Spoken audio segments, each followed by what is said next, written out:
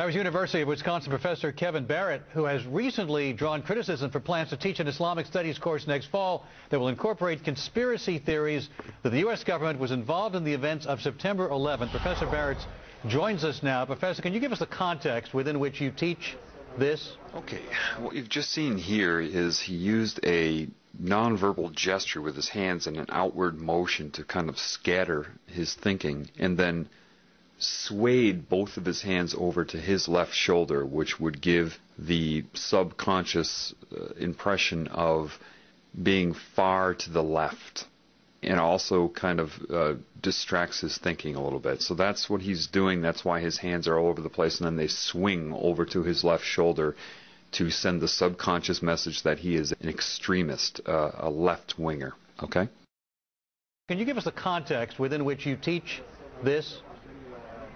Well, yeah, sure. I'm teaching an introductory course on Islam, and I think it's really important to cover these contemporary political issues, and one of them is, of course, the so-called war on terror. Now, the fact is that the great majority of the world's Muslims believe that 9/11 was an inside job. Okay, but that's your opinion, right? Again, manipulation is all about timing and redirecting and trying to take control of somebody when they're speaking. Here, you see a great example of that by saying that's your opinion, even though he just stated there's a vast number of people that are waking up, even though he specifies the Muslim community. That's not true. It's all over the world.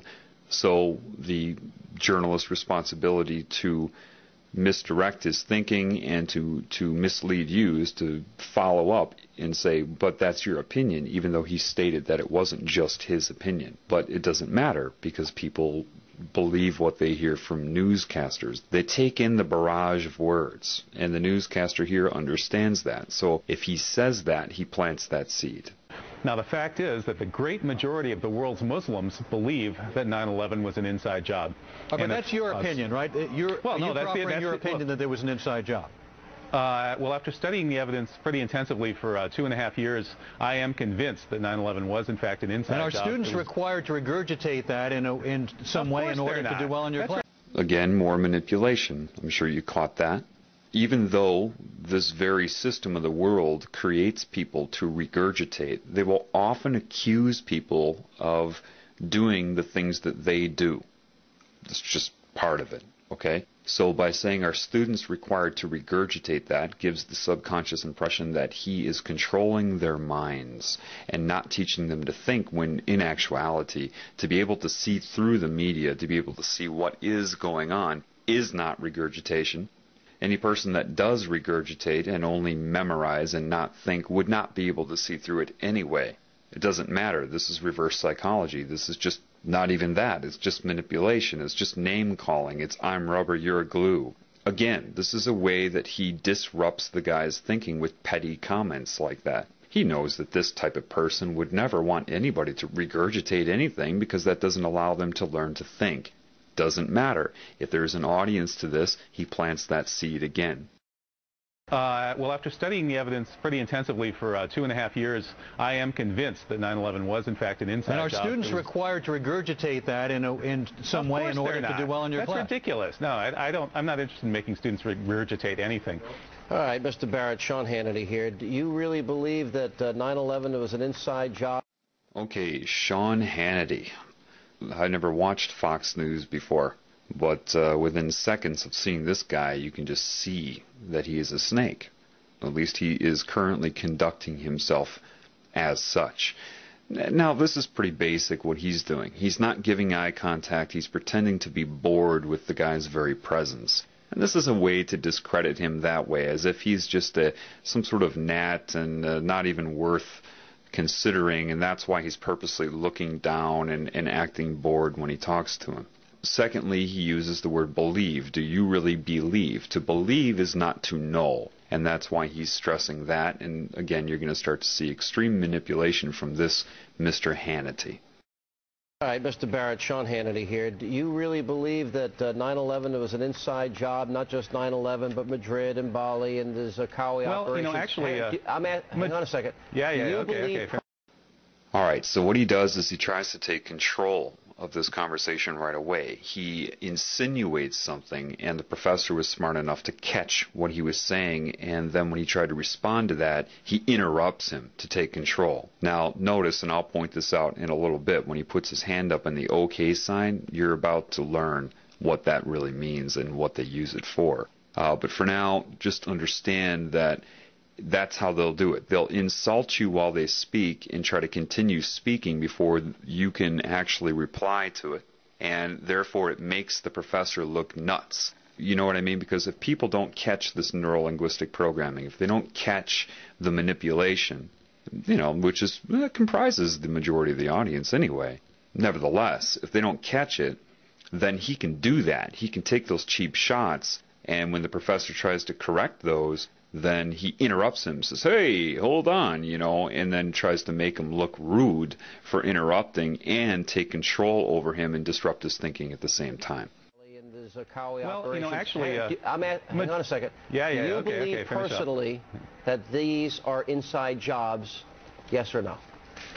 It's not quite that simple. Okay, believe personally, that's another way to plant that into your psyche, that it is just he that believes this, and then he uses the yes or no trap, because that is, again, misleading if you can't see that. The way he twisted around that question would not allow the professor to be able to give a yes or no answer, because he injected manipulation into the question itself. So, when the professor tries to say that, of course, then it puts him under pressure.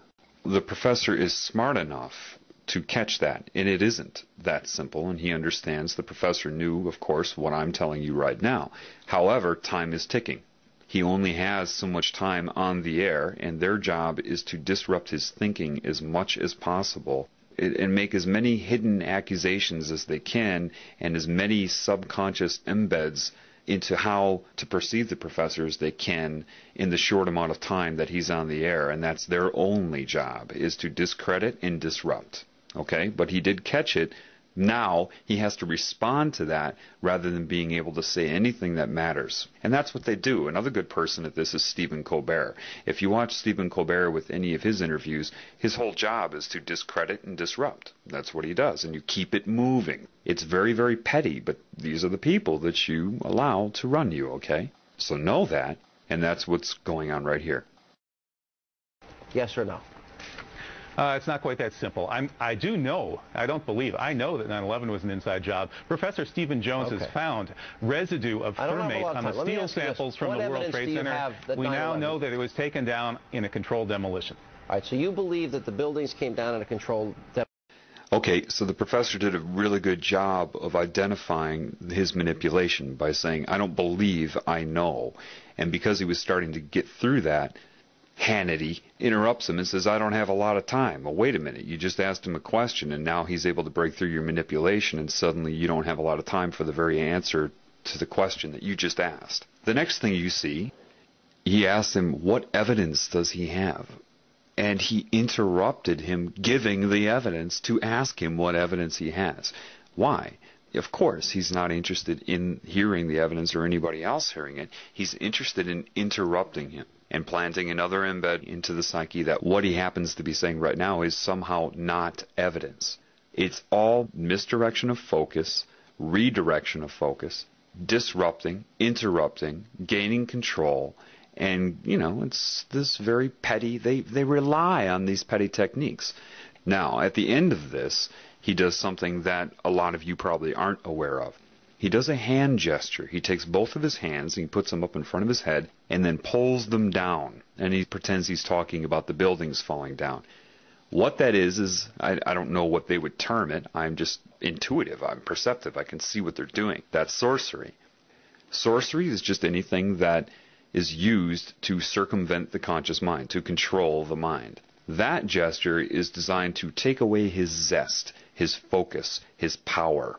By bringing his hands down like that, he's trying to subconsciously take away the focus of the professor, take away his power. And that's exactly what he's doing, and that's what you're seeing. And I'll play that again for you. Inside job. Professor Stephen Jones has found residue of fermate on the steel samples from the World Trade Center. We now know that it was taken down in a controlled demolition.